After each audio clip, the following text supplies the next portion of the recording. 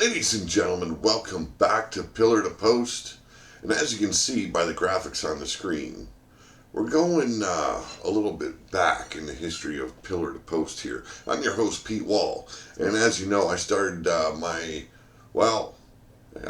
can't really say career, but my hobby here by reviewing WWE programming. I've soured from the WWE product for a very long time. And it got to the point where I found myself complaining and bitching more than I was enjoying. And now, as you can see, the screen, this layout in front of you is basically concentrated on All Elite Wrestling. I will be making a graphic for NWA shortly, but this is my way of starting things off once again with reviewing the shows I enjoy. Sorry for the squeaky chair, but no, it's been a long time since I've done the review shows, and as you know, tonight is NWA Power. You can watch that live Facebook. You can watch it on YouTube. You can watch it in many social outlets or social media outlets. And also All Elite Wrestling Dark. That is on following NWA Power.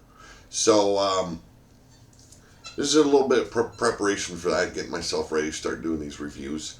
And I can tell you right now, from everything I've seen all the big shows that the AEW did leading up to their TV debut. Pretty good stuff. I'm not going to say it was perfect. I'm not going to say that it by far blew the doors off of whatever WWE is doing, but it made the fans excited for wrestling again, and that is the biggest point. And right now, I'm discussing AEW. I'm not going to be discussing what NWA is doing right now. But, there's been, some kind of botchy matches, especially when it involves, the women or stuff. My overall thoughts, though, for AEW, they need to tone down the constant high flying. It just, there's so many flips and whatnot in a match. It's hard to really see them taking many bumps for far too long like this.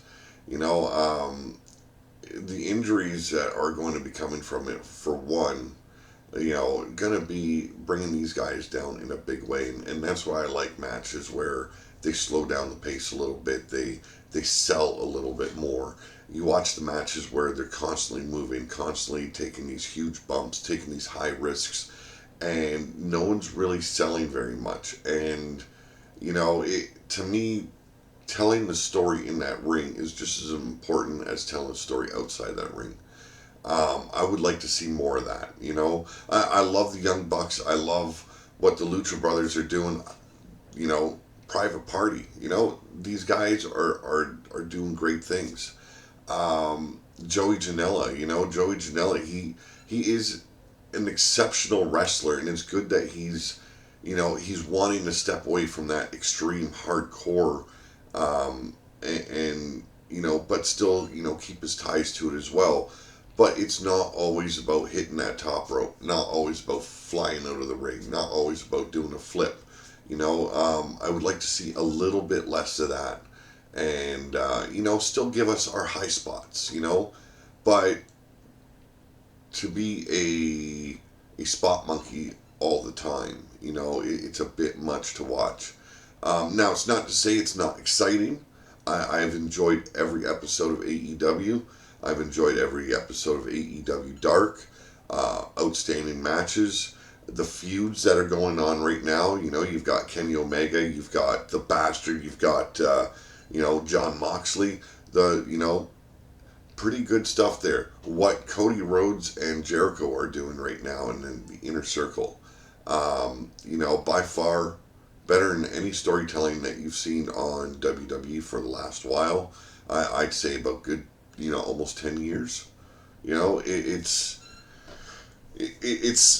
I don't want to compare too much. I really don't. I don't want that to be about that. But, being a fan of WWE for so long and them dropping the ball consistently and consistently being disappointed, you tend to make comparisons. Um, One thing I would like to see, and this is what brings the comparisons on a lot, the back and forth of it all with WWE and AEW. It's I don't know if it's being done purposely to bring that war on to help bring the ratings up for each company. Um, but I think AEW is losing something of the essence that they brought when they decided to create AEW. Tony Khan, the Young Bucks, Kenny Omega, Cody Rhodes, they had great ideas going, and I'd like to see them concentrate more on doing them instead of worrying about what they're saying and they're doing. And when I say they, I am talking about WWE.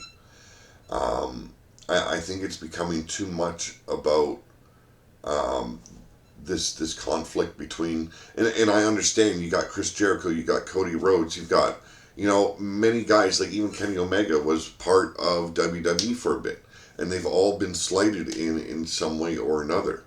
And I can understand a little bit of animosity, and I can also understand that competition fuels and creates something good, but a little bit too much competition between them, and you start losing something in yourself.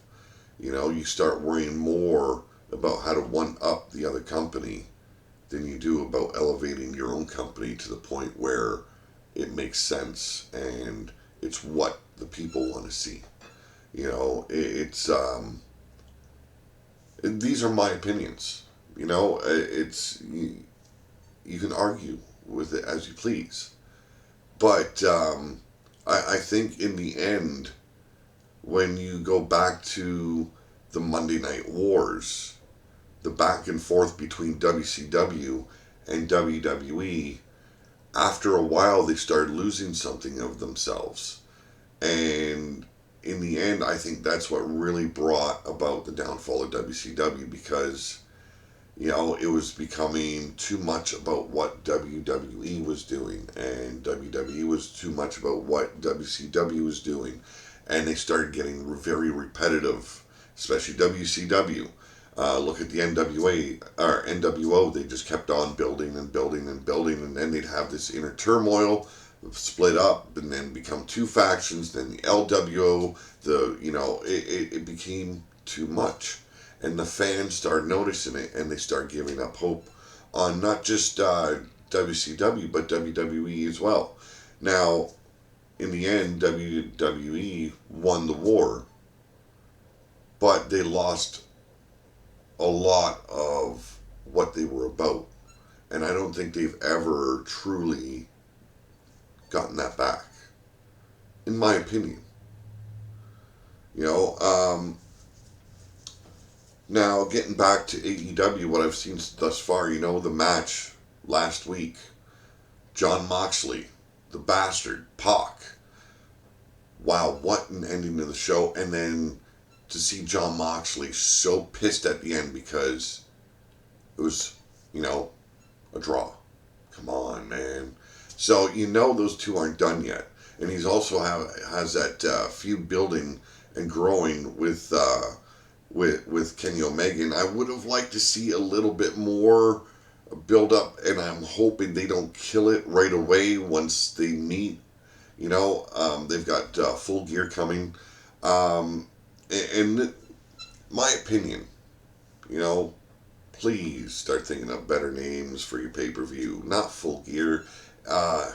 It sounds cheap, like a WWE Great Balls of Fire, or God, all the other ones that they've come up with over the years. Just I want them to stay true to themselves, but I also want them to elevate themselves to a point where they don't need to worry about what the WWE is doing.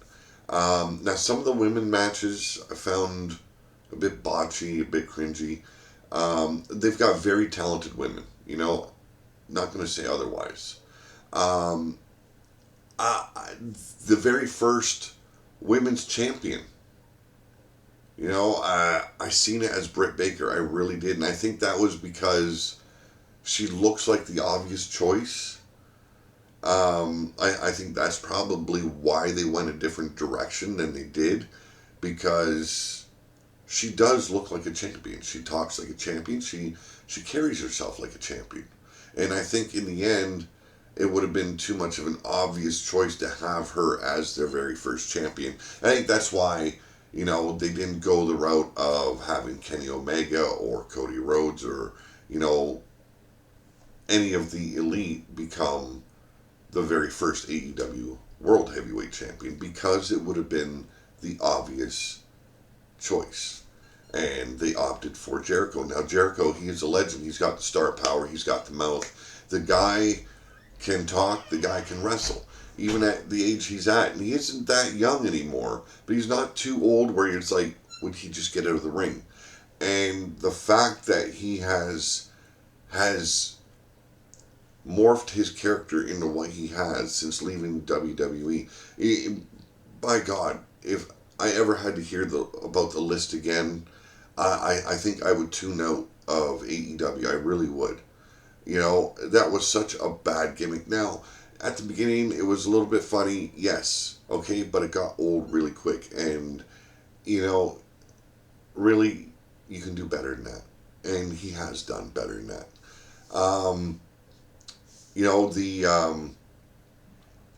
The closeness of Chris Jericho and Cody Rhodes, and how well Chris Jericho knows the Rhodes family and Dusty, as well as Dustin, and utilizing Dusty in his promos and his feud with Cody.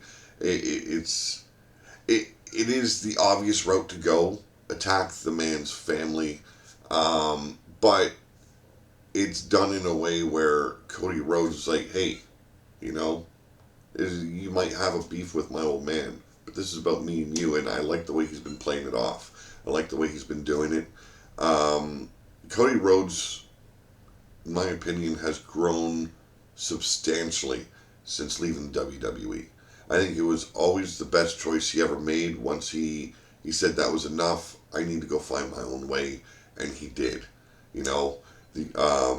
Just everything he does in that ring, it makes sense. He's got that old school mentality when he's in that ring, but he's got that modern flair. He's got that modern style.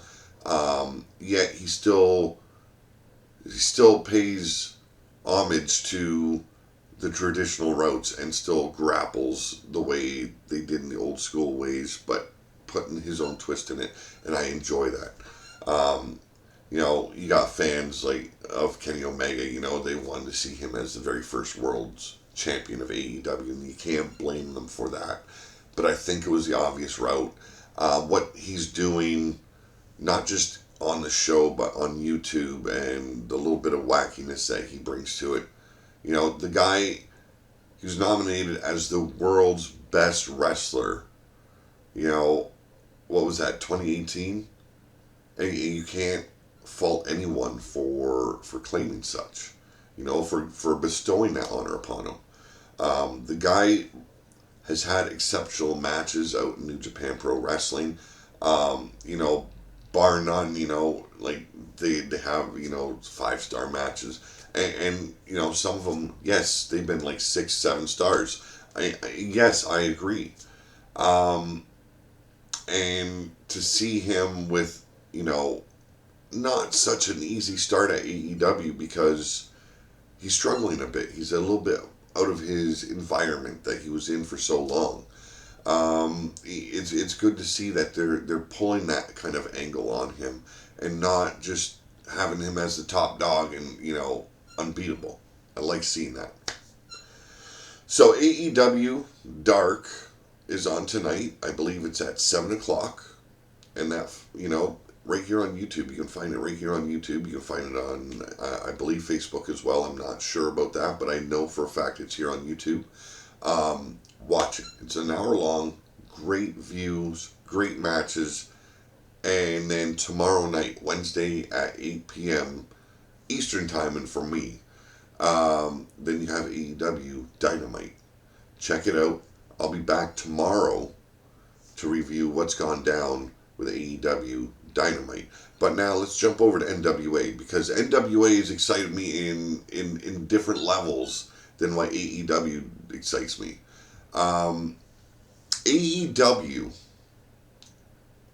is so throwback, yet so current, that it reminds you of being a kid watching wrestling with your father, you know, and getting into that excitement again, that traditional feel again. But it's not so traditional that it takes away from the modern era, you know, the current status. There's still fast-paced matches. There's still great moves. There's, you know, it isn't just simple little moves and that. They do a lot within the 1 hour that they show here on YouTube. I believe they actually do 3-hour tapings and then just break it up for an hour and upload once a week. I believe that's the way it's done. The whole studio vibe of it, by God, it is like watching something from NWA's roots. You know, that's when they got into the studio televised shows. It was like being a kid again. First time I watched it, man, you know, it's like, wow, I have not seen this since I was a kid, you know, and the way they do it, it's like Billy Corgan sat down and watched a shitload of NWA to really get the vibe of the you know, the feel he wanted to bring back to the show. And the whole setup is a reminder of the past, but it's looking forward as well. And the fact that they still decided to go the route where they interview some of the wrestlers before the match, and then, you know, the winner of the match or the loser of the match getting interviewed afterwards, or having these little skits in between. Really, really good shit. You know, you can't dispute what they are doing. Now, some complaints I have, some cons with the pros, you might say. I find the matches too short-lived.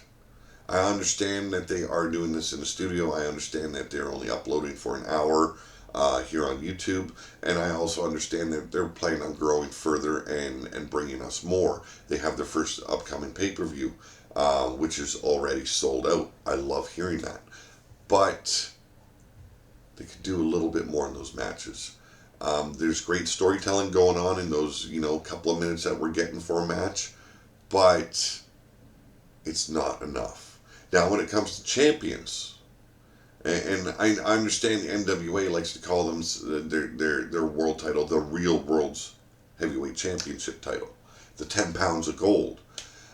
Nick Aldis, spot on for the champion, and he's going on almost a year as the NWA champion.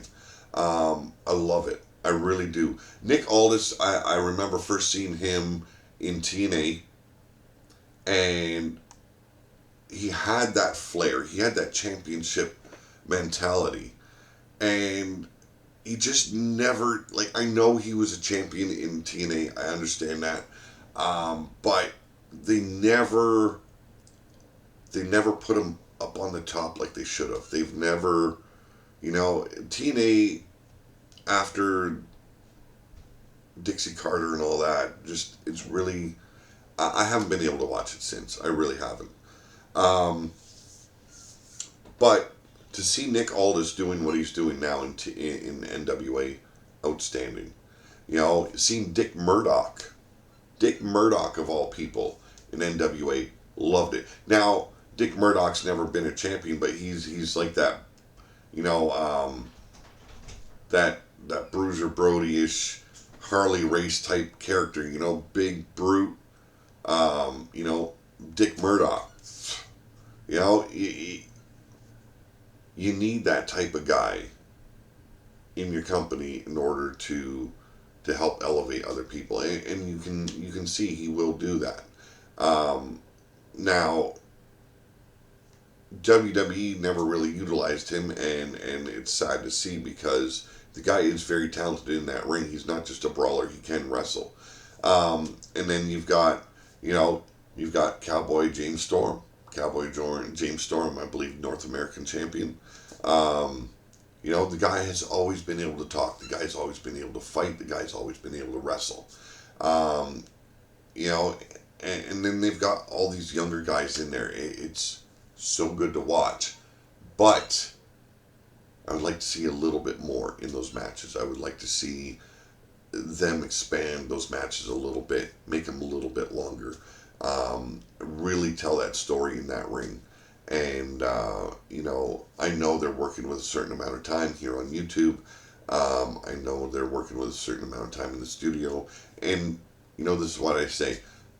I know they'll be appearing on Fight very soon.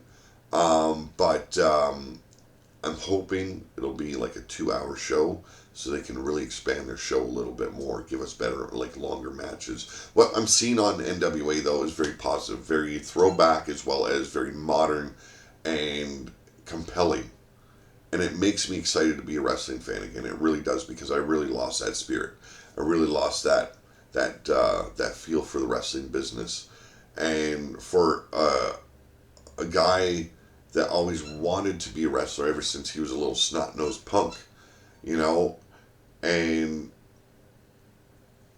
being such a big fan of WWE, WCW, NWA, all those little indie shows, ROH, it's good to see these two companies doing what they're doing for the wrestling business. And it's not just elevating them, it's elevating every other company out there to do better and to show bigger companies, hey, we don't need a ton of money, we don't need a whole lot to have a great show. And I can't wait to start doing these reviews again. So tonight, it'll be NWA Power. And then you've got AEW Dark. Those will be reviewed tonight. And then tomorrow, it will be AEW Dynamite.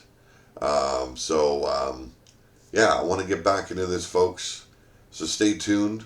Hope you enjoy the show. Now, question for you, and comment comment down below. What do you feel about the overusage of the flips and the high flying? I know there's a lot of people out there that love that, okay? But does it take away from some of the storytelling, some of the selling, and when I'm talking about selling, that is when you get hit and you actually show the fans that it hurt. You get taken down to the mat in a hold and you're screaming and you're conveying that pain that you're supposed to be enduring while that holds on. Is it taken away from some of that in the ring, the storytelling, the selling, the overall atmosphere of the wrestling show? Comment below. I'll be back with you later tonight, around 7:30ish, and we're gonna get back into this whole reviewing stuff. Now, when it comes to WWE 2K20, that's a whole new subject. Talk to you later, folks. I'm out of here for now. Have a great one. Always have a better tomorrow. I'm out of here.